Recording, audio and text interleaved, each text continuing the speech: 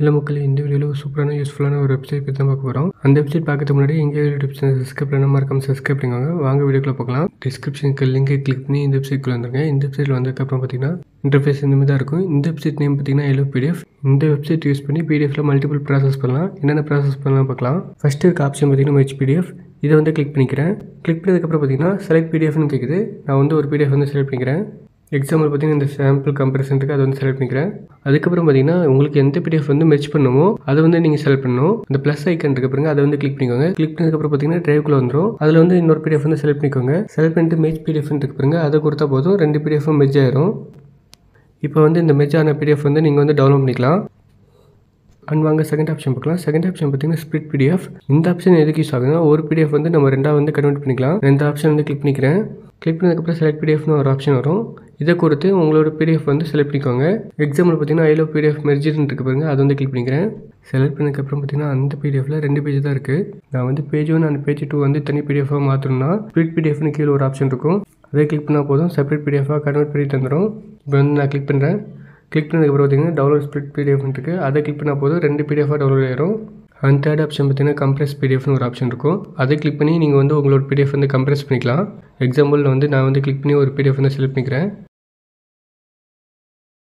PDF select பண்ணதுக்கப்புறம் compress பிடிஎஃப்னு இருக்கும், அந்த பட்டன் வந்து கிளிக் பண்ணிக்கிறேன்.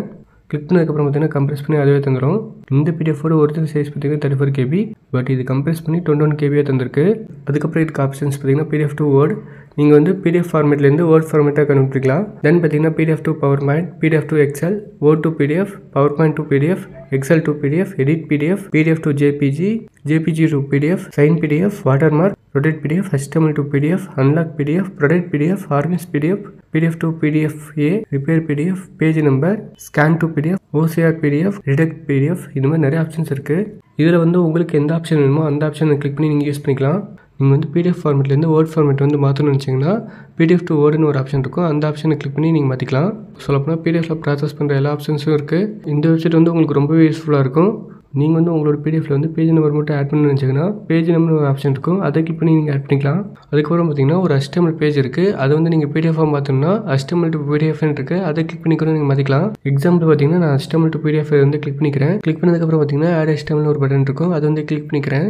அதுக்கப்புறம் பார்த்தீங்கன்னா நீங்கள் எந்த வெப்சைட் வந்து பிடிஎஃபாக மாற்றணும்னு நினைக்கிறீங்களோ அந்த வெப்சைட் ஒரு URL வந்து கொடுங்க. இங்கே கொடுத்துட்டு ஆட் கொடுத்தா போதும், அந்த வெப்சைட்டை வந்து ஆட்டோமேட்டிக்காக பிடிஎஃப் ஃபார்மேட்டில் கன்வெர்ட் பண்ணி தந்துடும். உங்களோட பிடிஎஃப் பேஜ் வந்து நீங்கள் ரொட்டேட் பண்ணணும்னு நினச்சிங்கன்னா ரொட்டேட் பிடிஎஃப்னு இருக்குது, அது வந்து கிளிக் பண்ணிக்கோங்க. கிளிக் பண்ணதுக்கப்புறம் பார்த்தீங்கன்னா செலக்ட் பிடிஎஃப் ஃபைல்ஸ் இருக்குது. இங்கே வந்து நீங்கள் எந்த பிடிஎஃப் வந்து ரொட்டேட் பண்ண நினைக்கிறீங்களோ அந்த பிடிஎஃப் வந்து செலக்ட் பண்ணிக்கணும். லைக் நீங்கள் ரொட்டேட் பண்ணணும்னு நினைக்கிற பேஜ் வந்து இங்கே வந்து ரொட்டேட் சிம்பிள் மாதிரி இருக்கும், அதை வந்து கிளிக் பண்ணிக்கோங்க. கிளிக் பண்ணதுக்கப்புறம் பார்த்தீங்கன்னா பேஜஸ் வந்து ரொட்டேட் ஆகிடும். அதுக்கப்புறம் பார்த்தீங்கன்னா கீழே ரொட்டேட் பிடிஎஃப் இருக்கும், அந்த பட்டன் வந்து கிளிக் பண்ணிக்கோங்க. கிளிக் பண்ணதுக்கப்புறம் பார்த்தீங்கன்னா உங்களோட ரொட்டேட்டட் பிடிஎஃப் வந்து நீங்கள் டவுன்லோட் பண்ணிக்கலாம்.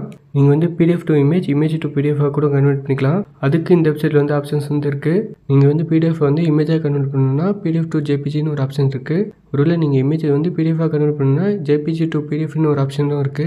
இந்த ரெண்டு ஆப்ஷனை யூஸ் பண்ணி நீங்கள் வந்து கன்வெர்ட் பண்ணிக்கலாம். அதுக்கப்புறம் பார்த்தீங்கன்னா உங்களோட பிடிஎஃப்க்கு வந்து வாட்டர் மார்க் ஆட் பண்ணணும்னு நினைக்கிறீங்கன்னா வாட்டர் மார்க்னு ஒரு ஆப்ஷன்ஸ் தனியாகவே இருக்குது. அந்த ஆப்ஷன் யூஸ் பண்ணி உங்களோட பிடிஎஃப் வந்து வாட்டர் மார்க் வந்து நீங்கள் செட் பண்ணிக்கலாம்.